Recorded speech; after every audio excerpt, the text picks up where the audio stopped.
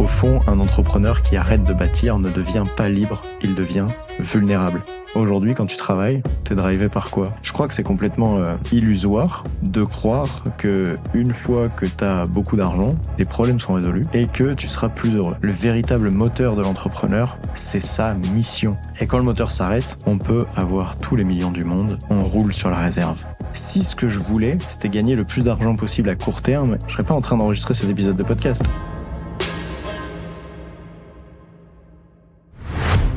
Tous les préparateurs mentaux veulent coacher le mental des athlètes et être magnifiquement payés pour ça. Mais qui peut vraiment le faire ?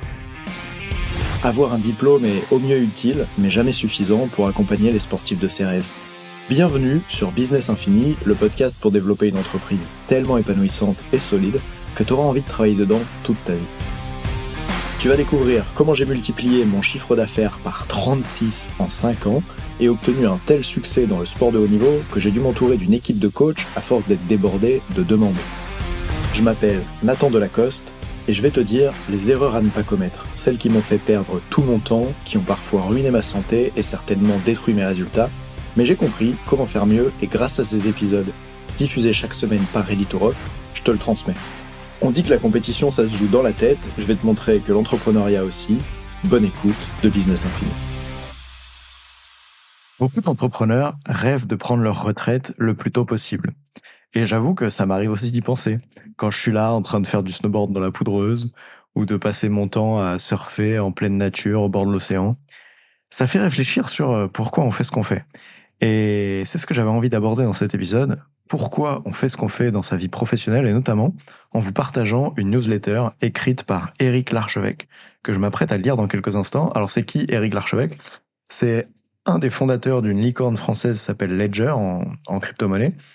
Mais surtout, il est juré sur le plateau de Qui veut être mon associé sur M6. C'est comme ça que je l'ai découvert.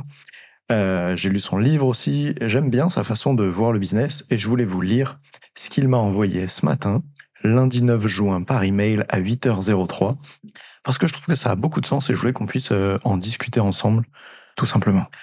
Beaucoup d'entrepreneurs rêvent de faire un exit, céder leur boîte, encaisser un gros chèque, acheter une maison au soleil, se dire qu'ils ont gagné, qu'ils peuvent lever le pied et sortir du ring. Si vous caressez le même rêve, lisez ce qui suit, car cela pourrait remettre en question vos objectifs. Nous sommes en 2000. Terence Watanabe dirige depuis 23 ans la société fondée par son père, Oriental Trading Company. Cette année-là, il choisit de revendre toutes ses parts pour encaisser un chèque de plusieurs centaines de millions de dollars. Un chèque qui aurait pu lui assurer une sécurité financière pour le restant de ses jours. Je parle au conditionnel parce que Terence est tombé dans le plus gros piège qui s'ouvre devant les entrepreneurs qui viennent de vendre leur propre boîte. Arrêtez de bâtir. Au lieu d'investir et de continuer à créer de la valeur avec ce pactole, Terence a choisi de quitter le jeu entrepreneurial pour aller jouer sa fortune au casino.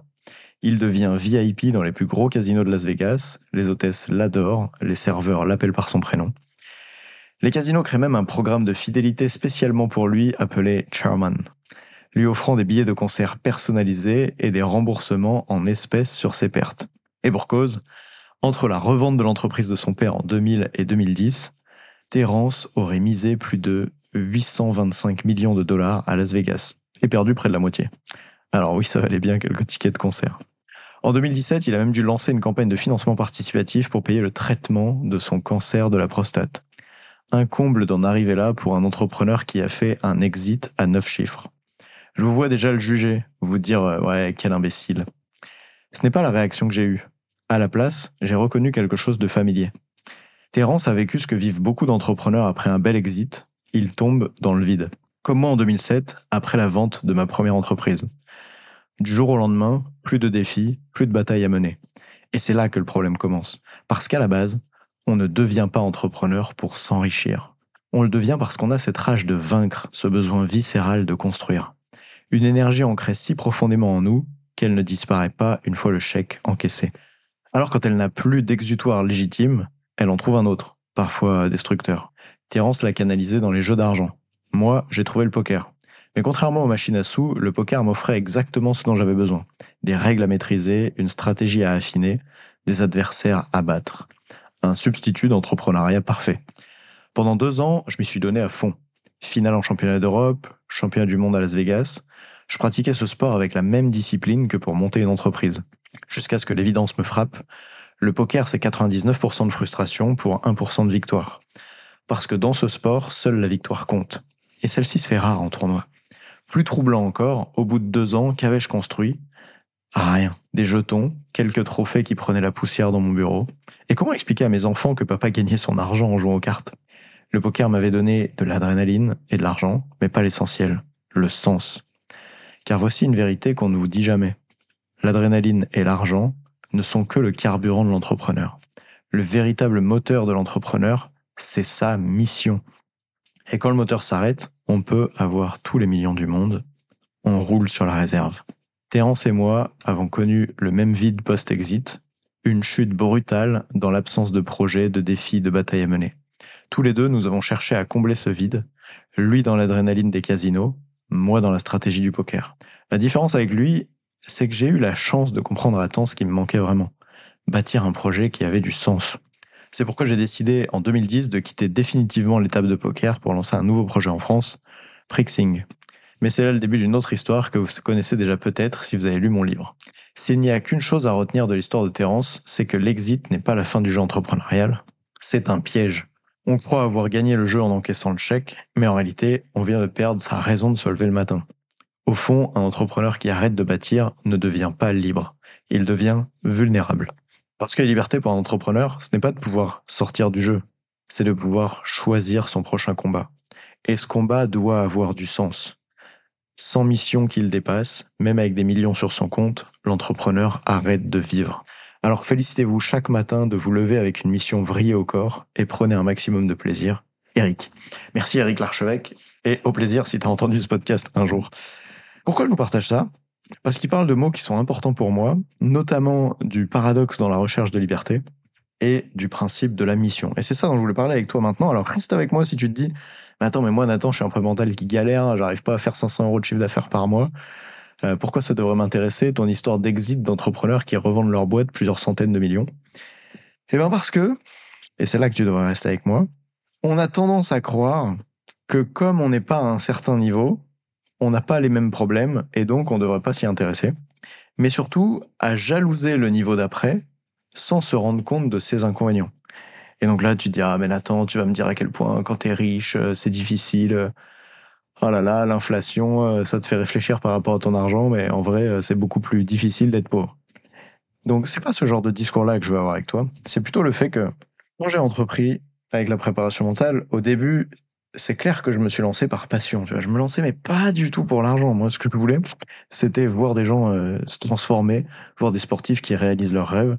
Et l'argent, c'était vraiment secondaire. En plus, à l'époque, j'avais la chance d'être moniteur de snowboard. Donc, je faisais pas la préparation mentale pour les thunes. Et j'irais même encore plus loin. Ça payait tellement bien, moniteur de snowboard, avec plus de 50 € de l'heure, entre 4 et 8 000 par mois, selon la saison. Je ne faisais pas du tout la préparation mentale pour l'argent. Je perdais de l'argent à faire de la préparation mentale. Parce que des fois, j'avais un coaching à 14 heures et j'allais être payé 60 € les 2 heures. Alors qu'en snowboard, j'aurais été payé 2 fois ça. Donc, vraiment, j'ai pas commencé la préparation mentale pour l'argent. Et je suis pas ici en train de te dire à quel point je suis quelqu'un de bien parce que je cherche pas à gagner de l'argent, c'est pas du tout ça. Tu vois, aujourd'hui d'ailleurs, je suis très content de gagner de l'argent. Je te dis ça parce que la raison pour laquelle j'ai démarré, ce n'était pas être à la retraite le plus tôt possible et ce n'était pas pour l'argent, c'était pour la mission, le fait d'aider le monde du sport à changer, de voir des sportifs qui se transforment sous mes yeux, d'aider des gens à évoluer et pas faire face à ce à quoi moi j'avais dû faire face. Et tout ça, quand tu t'investis suffisamment longtemps dans le business, moi je trouve qu'il y a un truc qui se passe, surtout à l'ère des réseaux sociaux, c'est que tu finis par te dire ah mais là je travaille tellement dur pour tellement pas beaucoup d'argent, vivement le jour où je pourrais enfin être à la retraite, et si c'était pas à 65 ans, ça serait bien que ça soit à 25 ou à 35 parce que je tiendrais pas plus longtemps. Notamment quand t'as un business au début qui marche pas trop, dans lequel tu fais énormément d'efforts pour gagner pas d'argent. Ça me rappelle ma première année où j'ai fait pas je sais pas combien de semaines à 70 heures par semaine pour finir l'année avec 5 820 € en un an, hein, pas par mois. Et plus c'est dur et t'as pas les résultats que tu veux, plus il y a une chose que tu recherches, c'est une espèce de forme de liberté extrême dans laquelle tu n'aurais rien à faire pour avoir l'argent et le temps de faire ce que tu veux. Et en fait, ce que je veux te dire, c'est que si aujourd'hui tu poursuis ça, je crois que c'est complètement illusoire de croire que une fois que tu as beaucoup d'argent, tes problèmes sont résolus et que tu seras plus heureux.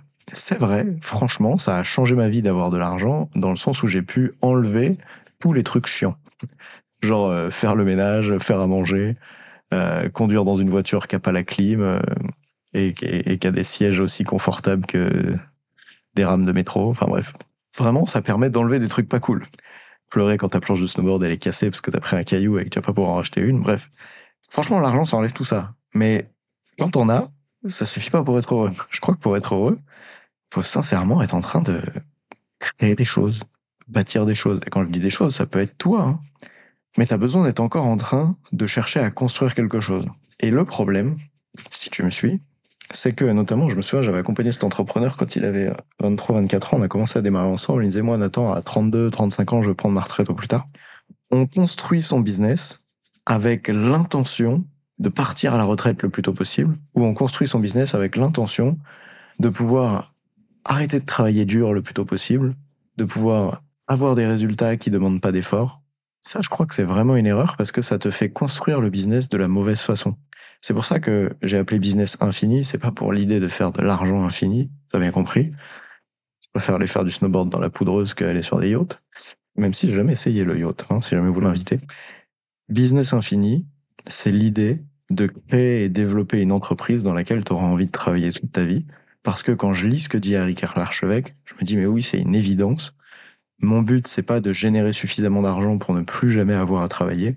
C'est de générer suffisamment d'argent pour pouvoir faire les choix que j'ai envie de faire, pour pouvoir travailler sur ce sur quoi j'ai envie de travailler.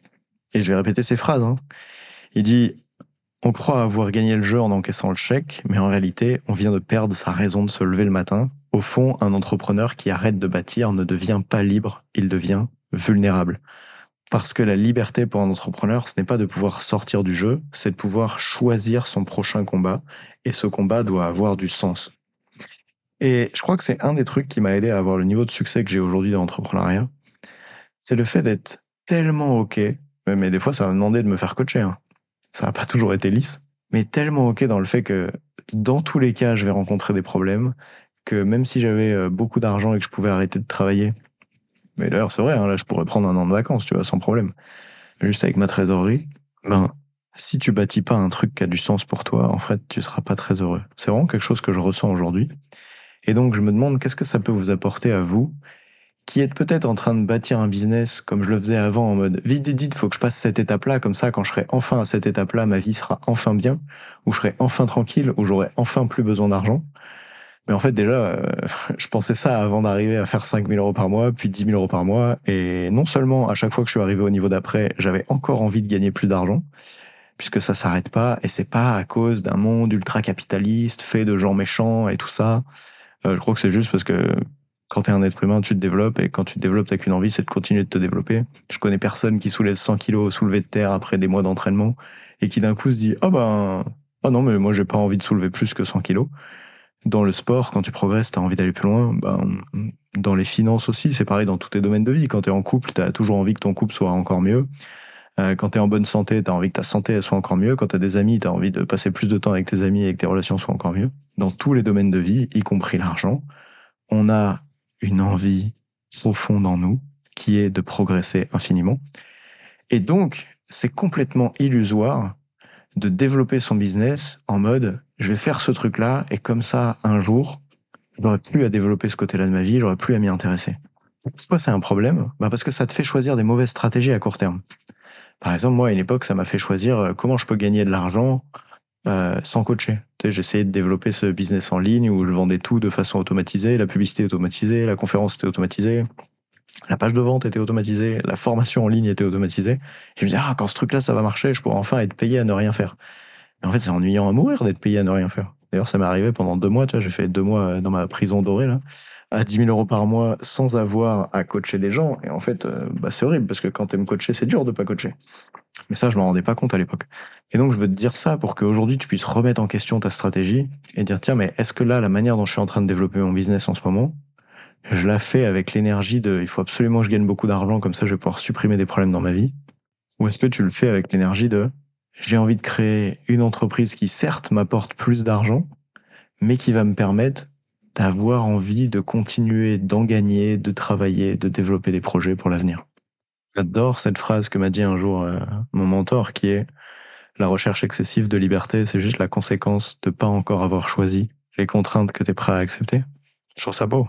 Et d'ailleurs, tu vois, hier, il y avait la finale de Roland-Garros au tennis, je l'ai pas vu, mais tout le monde a dit qu'il faudrait que je la voie. Ben, les gars, ils ont choisi leurs contraintes, tu vois. On n'a pas fait un terrain de tennis avec pas de filet, pas de ligne. Cool. Ben, assez curieux de savoir comment est-ce que toi, tu peux actionner ça. J'ai l'impression que si j'écoutais ce podcast le premier jour où je me lance, il aurait pas forcément du sens. Mais j'ai aussi des prep mentaux qui m'écoutent, qui font 5 000 par mois, 10 000, 20 000. Et du coup, je pense que c'était important que vous puissiez entendre ça. Et là, je parlais d'argent, mais j'en ai aussi qui font même pas 4 chiffres par mois et qui cherchent déjà à travailler pour ne plus avoir à travailler après. Mais le point commun de toutes ces personnes est le même, je trouve, que celui que j'avais quand je me suis lancé. C'est-à-dire que si on est tous allés vers la préparation mentale un jour, c'est parce qu'on l'avait dans les tripes, ce métier, c'est parce qu'on avait quelque chose qui nous touchait et c'était pas pour partir à la retraite le plus tôt possible. Je pense qu'il y en a plein qui lancent des startups, des logiciels, des produits avec l'intention de faire beaucoup d'argent. Et c'est la première intention, tu vois. Pour nous, je suis convaincu pour que personne ne se lance dans la préparation mentale en se disant je vais gagner des thunes avec ça, ça va être génial. Non, déjà tout le monde sait que ça gagne pas d'argent la préparation mentale parce que la plupart des gens n'y arrivent pas. Et surtout, c'est pas un métier hyper scalable, c'est pas un truc au début auquel tu t'intéresses en mode ah ouais, si je fais ça, enfin, va voir, tu trouveras pas une vidéo sur YouTube qui explique comment la préparation mentale est un investissement pour devenir libre financièrement, tu vois. À l'immobilier, oui, mais personne dira ça à propos de la préparation mentale. Donc je crois que personne ne se lance dans les formations en préparation mentale, dans l'intention de coacher, pour partir tôt à la retraite. Au début, on se lance parce qu'on aime ça, putain, la psychologie humaine, aider des gens à se développer, et puis surtout travailler sur soi, hein, parce que ça fait réfléchir sur soi de s'intéresser autant à la psychologie. Et le problème, c'est qu'après, dans ta vie, tu rencontres des problèmes, il y a des trucs qui vont pas, t'as des factures à payer, et tu bosses beaucoup sans être rémunéré, parce qu'en fait, c'est ça un entrepreneur, hein, c'est pas comme un salarié qui est payé pour chaque heure qu'il fait. Un entrepreneur, c'est quelqu'un qui bosse parfois pendant des mois, voire des années, sans gagner d'argent pour pouvoir en gagner plus tard. Comme quand je fais ce podcast, tu vois, là, au moment où je suis en train de l'enregistrer, j'ai aucune idée de combien est rémunéré mon heure à enregistrer ce podcast. Elle l'est pas. Mais par contre, elle va me permettre que d'autres heures de mon travail soient extrêmement bien rémunérées. Mais là, au moment où je fais le podcast, je dépense de l'argent. Salut Laurent de Into the Wave. Quand moi je travaille, en plus je travaille pour te faire travailler toi. Donc à la fin de ma 30 minutes d'enregistrement, j'ai perdu de l'argent littéralement. Et donc j'ai perdu le fil à force de faire des blagues. Mais je crois que tu as compris où je voulais en venir. Quand on fait de la préparation mentale, on se lance pas pour l'argent, mais parfois en chemin on se perd. Parce qu'on a tellement de problèmes d'argent, on travaille tellement dur sans en gagner, qu'on se dit ah mais si seulement je trouve un système qui me permettait d'en gagner sans avoir à travailler. Mais juste ça, c'est une vue de ton esprit. J'aurais te dire à quel point c'est irréaliste de croire que tu seras heureux comme ça. Et donc, tu devrais continuer de développer ton business avec une intention un peu plus haute, un peu moins animale, tu vois. Notamment parce que cette intention-là va te ramener non seulement plus de résultats à long terme, mais en plus des résultats meilleurs, plus faciles.